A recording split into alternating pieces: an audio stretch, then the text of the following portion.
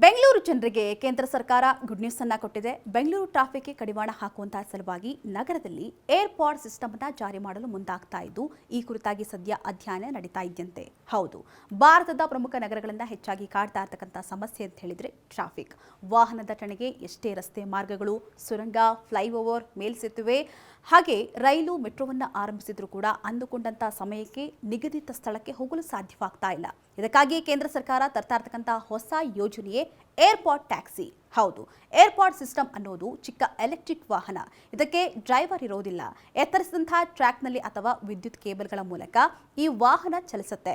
ಇದು ಟ್ಯಾಕ್ಸಿ ರೀತಿಯೇ ಅಗತ್ಯ ಬಿದ್ದಾಗ ಜನರು ಒಂದು ಕಡೆಯಿಂದ ಇನ್ನೊಂದು ಕಡೆಗೆ ಸಂಚರಿಸಬೇಕಾದ್ರೆ ಬುಕ್ ಮಾಡ್ಕೊಂಡು ಹೋಗಬಹುದು. ಅಲ್ಲದೆ ಯಾವುದೇ ತಡೆ ಇಲ್ಲದೆ ಈ ಪಾಡ್ ಟ್ಯಾಕ್ಸಿ ಮೂಲಕ ಸಂಚಾರವನ್ನು ಕೂಡ ಮಾಡಬಹುದು.